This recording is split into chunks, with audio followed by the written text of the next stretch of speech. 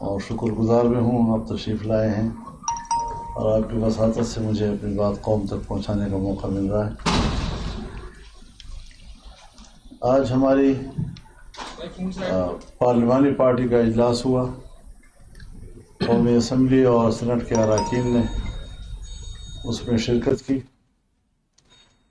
اور یہ جو آج کل 27ویں ترمیم کی بحث چل رہی ہے، تاکہ ہم بھی ذرا سر جوڑ کے بیٹھیں سوچیں، لیکن بات پھر وہی سامنے آئی کہ اب تک کوئی مسودہ اس حوالے سے منظر عام پہ نہیں آیا حکومت کی طرف سے، تو ہم ان کی جزیات پر تو بحث نہیں کر سکتے۔ کوئی چیز سامنے آئے گی تو اس کے بعد پھر ان کی جزیات پر بھی ہم بات کر سکیں گے۔ کچھ چیزیں ہم نے اصولی طور پر طے کی ہیں۔ سب سے پہلی بات یہ ہے کہ 26ویں ترمیم میں حکومت جہاں 35 شقوں سے دستبردار ہوئی تھی، جن شقوں سے وہ دستبردار ہوئی تھی، اگر انہی شقوں میں سے کوئی چیز 27ویں ترمیم میں آ کر پاس کی جاتی ہے تو ہم اس کو پارلیمنٹ کی بھی توہین سمجھتے ہیں، اس کو ہم آئین کی بھی توہین سمجھتے ہیں کہ کل 2/3 اکثریت سے پارلیمنٹ نے ایک فیصلہ کیا اور آج کھینچ تان کے آپ پتہ نہیں کس طریقے سے 2/3 اکثریت بنانے کی کوشش کر رہے ہیں، اور وہی چیزیں جس سے کل آپ دستبردار ہوئے تھے، تو کیا یہ پارلیمنٹ ربڑ سٹیمپ ہے کہ جب چاہیں آپ اسے جو چیز پاس کرائیں؟ لہذا اصولی طور پر یہ بات واضح ہے کہ 26ویں ترمیم سے دستبردار ہونے والے نکات پر اگر دوبارہ 27ویں ترمیم میں کوئی چیز لائی گئی تو یہ قابل قبول نہیں ہوگی۔ دوسری بات یہ کہ 26ویں ترمیم میں یہ طے ہوا تھا کہ اسلامی نظریاتی کونسل کی سفارشات پارلیمنٹ میں لے بھی ہوں گی اور ان پر ڈبیٹ بھی ہوگی۔ 1 سال گزر گیا ہے، نہ سفارشات پیش کی گئی ہیں نہ اس پر کوئی بحث ہوئی ہے۔ یہ اس 26ویں ترمیم پر عمل درآمد کا عالم ہے۔ سود کے حوالے سے جہاں 1 جنوری 2028 سے پاکستان کے اندر سودی نظام کا خاتمہ ہوگا، اس کے حوالے سے بھی کوئی پیش رفت ابھی تک نظر نہیں آ رہی ہے۔ دینی مدارس کے حوالے سے رجسٹریشن کا مسئلہ قانون کے ذریعے طے ہوا تھا، آج مدارس کی رجسٹریشن بھی نہیں کی جا رہی ہے 1860 کی سوسائٹی ایکٹ کے تحت، اور مدارس کے ہاتھ مروڑ کر ان کو مجبور کیا جا رہا ہے کہ وزارت تعلیم کے تحت آپ کو رجسٹر ہونا ہوگا۔ یہ اس قانون کی بھی توہین ہے، یہ اسمبلی کی بھی توہین ہے، اور حکومت دھڑلے کے ساتھ اس توہین کی مرتکب ہو رہی ہے۔ اس کے علاوہ 18ویں ترمیم کے تحت جو صوبوں کو اختیارات دیے گئے تھے، اگر ان اختیارات میں کمی کی کوشش کی گئی تو جمعیت علماء اسلام دفاع کرے گی۔ ہم مزید صوبوں کو زیادہ با اختیار بنانے کی بات کرتے ہیں۔ اسی طریقے سے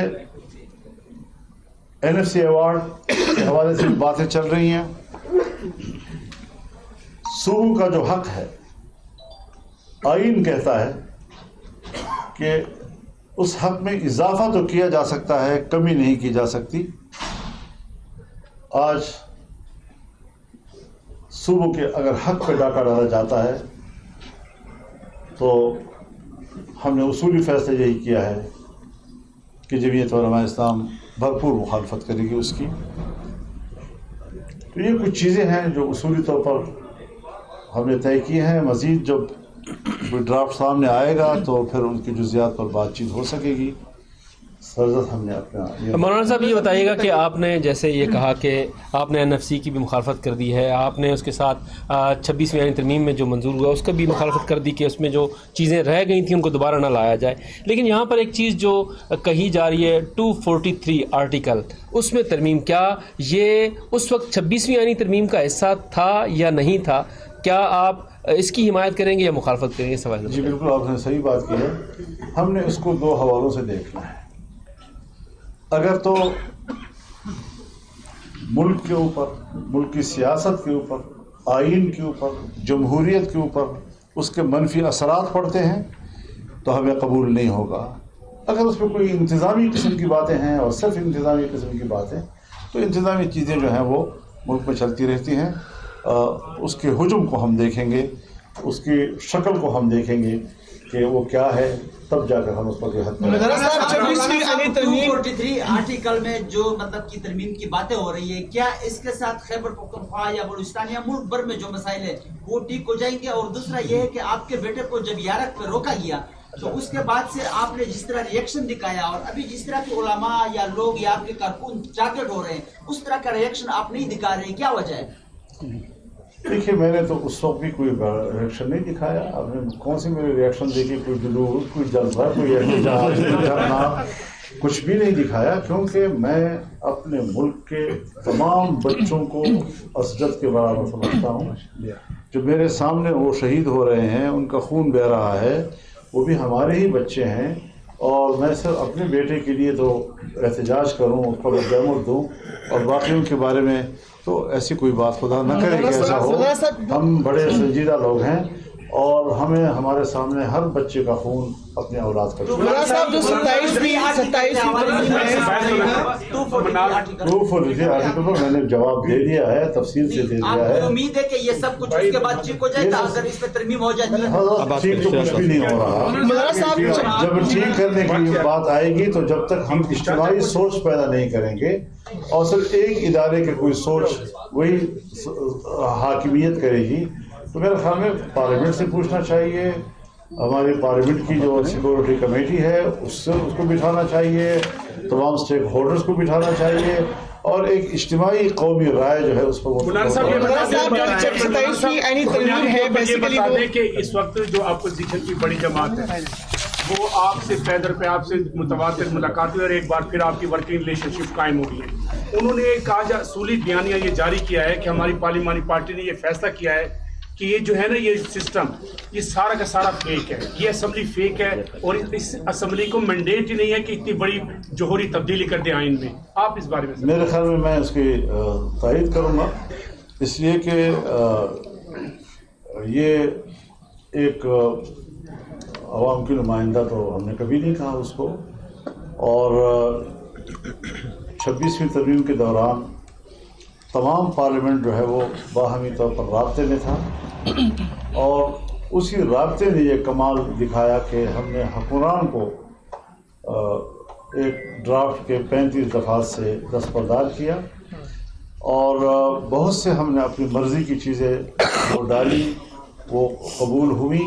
دیکھیں, اب وہ پریکٹس دوبارہ تو ایسی اسمبلی نہ کرے کہ جو جس پر اعتراضات ہیں اور جو عوام کی نمائندگی کے حوالے سے وہ اس پر کوشچنس ہیں. آپ نے 26ویں آئینی ترمیم میں ووٹ دیا اور 26ویں آئینی ترمیم میں ہی ایکسٹینشن کی بات آئی اور ٹینیور 5 سال ہوا. ایک تو یہ کہ ایک بات یہ ہو رہی ہے کہ سپریم کمانڈر جو ہے وہ اس کا جو طاقت ہے یا جو اتھارٹی ہے وہ صدر مملکت سے کہیں اور شفٹ ہو رہی ہے ایک. اور دوسری چیز یہ کہ آپ نہیں سمجھتے, آپ نے بھی اس ایکسٹینشن میں حصہ لیا, کہ اگر ایک بندے کو ایکسٹینشن ملتی ہے تو پیچھے سینکڑوں افسران متاثر ہوتے ہیں, اور یہ تاثر بھی آتا ہے کہ شاید ایک بندہ جو ہے وہ کمپیٹنٹ ہے, باقی ادارے میں سے لوگ نہیں ہے جو اس ادارے کو جو ہے وہ اس کی لیڈرشپ کر سکے. تو آپ نہیں سمجھتے کہ اس سے پامالی بھی ہوتی ہے اور یہ تاثر بھی سامنے آتا ہے؟ میرے خیال میں ہمیں ایک طبیعی اور فطری قسم کا نظام بنانا چاہیے. غیر طبیعی اور غیر فطری قسم کے جو ہم قوانین بناتے ہیں, سوسائٹی کل اس کو قبول نہیں کرتی, سیاسی ماحول اس کو قبول نہیں کرتا, تو ہمیں اپنی طاقت کا ناجائز فائدہ نہیں اٹھانا چاہیے۔ اچھا مولانا یہ بتائیں، 26ویں آئینی ترمیم میں ختم کر دی گئی، جو 35 شقیں ختم کر دی گئی تھی، اس میں سے کچھ دوبارہ جس طرح آپ نے کہا کہ ایڈ کیے جا رہے ہیں، تو آپ سمجھتے ہیں کہ 26ویں آئینی ترمیم میں ان کا ساتھ دے کر آپ نے غلطی کی، اور اگر غلطی کی تو بار بار ان پہ ٹرسٹ کیوں کر رہے بات تو سنو خدا کے بندے، ہم نے کہا کہ ہم نے ان کا ساتھ نہیں دیا، ان کو دستبردار کیا، جب ہماری مرضی کا بنا تو ہم نے تب جا کر ووٹ دیا۔ تو اب اگر وہ دوبارہ لائیں گے تو ایک دفعہ دستبردار ہونے کے بعد جب دوبارہ لائیں گے تو ہم پھر مخالفت کریں گے۔ مولانا یہ بتائیں اہم معاملہ 27ویں آئینی ترمیم کا ہے، اتنا ہی اہم معاملہ افغانستان اور پاکستان کے مذاکرات کا ہے۔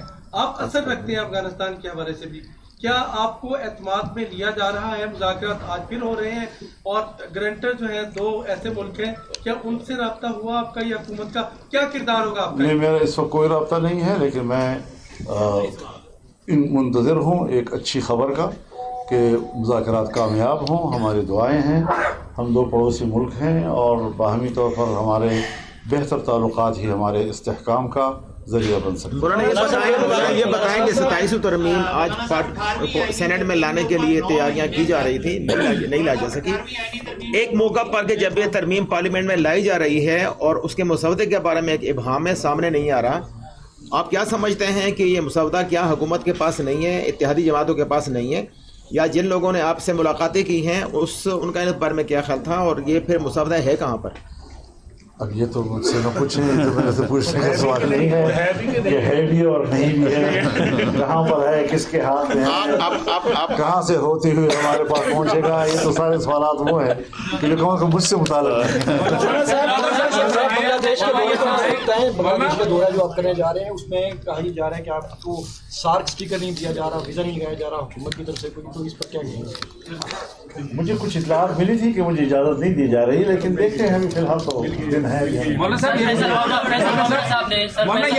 نے آپ سے ملاقات کی تھی، پہلے تو یہ بتائیں کہ وہ کس کا پیغام لے کے آئے تھے، اور دوسرا یہ ہے کہ اگر ان کے پاس یہ مسودہ نہیں ہے تو ختم کرو، آخری سوال کرو۔ بیٹا وہ میں گیا تھا ان کی دعوت پہ کراچی میں، ان کے گھر پڑوسی طرف وہ میرے گھر تشریف لے آئے، بہت مہربانی، ہمیں عزت دی انہوں نے، اس کے علاوہ کوئی ایسا مسئلہ نہیں۔ مولانا صاحب بلاول بھٹو زرداری نے رات کو جو پریس کانفرنس کی، مولانا صاحب 18ویں آئینی ترمیم کے اوپر 9 مہینے تک مشاورت جاری رہی، پھر اس کے بعد جتنی آئینی ترمیمیں ہیں اس کے اوپر مشاورت کا وقت جو ہے وہ کم ہوتا چلا گیا۔ اب بھی پارلیمنٹ کو جو جس طرح سے 26ویں آئینی ترمیم پاس ہوئی اس میں بھی مشاورت کا وقت کم ہوتا نظر آیا ہمیں۔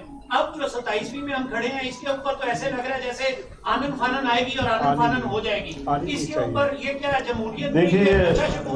دیکھیے دیکھا جاتا ہے ایجنڈے کو، 18ویں ترمیم میں کوئی 2 فریق ایک دوسرے کے مقابلے میں نہیں تھے، تمام پارلیمنٹ ایک ہی کمیٹی میں ایک پیج پہ بیٹھی ہوئی تھی، اور جتنی ترامیم ماضی میں ہوئی ان تمام ترامیم کا ایک ایک کر کے جائزہ لیا گیا، اور خاص طور پر 17ویں ترمیم کو مکمل کالعدم کیا گیا، پھر اس کے بعد ان شقوں پر دوبارہ غور کیا گیا، اور پورے پارلیمنٹ نے متفقہ اس کو پاس کیا۔ تو ظاہر ہے اس کا ایجنڈا لمبا تھا اور اس پر وقت زیادہ لگا، اور ہر پارٹی نے اپنا انپٹ دیا، اس پر بحث بھی، بات چیت ہوتی رہی۔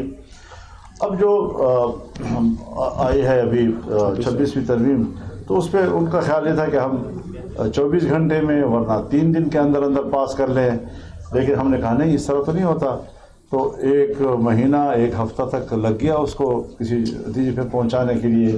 اب جب یہ سامنے آئے گا تو پتہ چلے گا اس کا حجم کتنا ہے، کتنا ٹائم لے گا۔ مولانا صاحب 2-3 روز قبل جب آپ سے بات ہوئی تو آپ سے ہم نے پوچھا کہ بلاول نے کوئی آپ سے مسودہ شیئر کیا، تو آپ نے کہا انہوں نے اشارے دیے، لیکن انہوں نے بتایا، لیکن وہ تو ظاہر ان پکچر تھے۔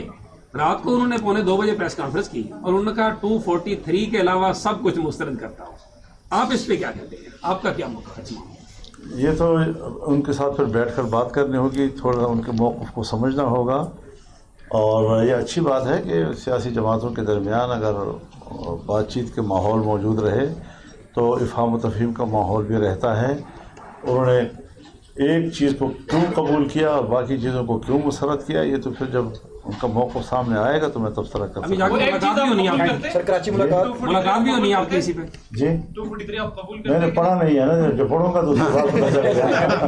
अच्छा मौलाना साहब ये बताइएगा, आप कराची जा रहे हैं, मौलाना साहब आप कराची जा रहे हैं, कराची में क्या आपकी मुलाकातें हैं पीपल्स पार्टी के साथ? ये कहा जा रहा है कि पीपल्स पार्टी के साथ मुशावरत वहाँ पे होने जा रही है। नहीं, अगर तो ज़रूरत महसूस हुई तो ज़रूर मिलेंगे, पर कोई एजेंडा नहीं। बहुत शुक्रिया।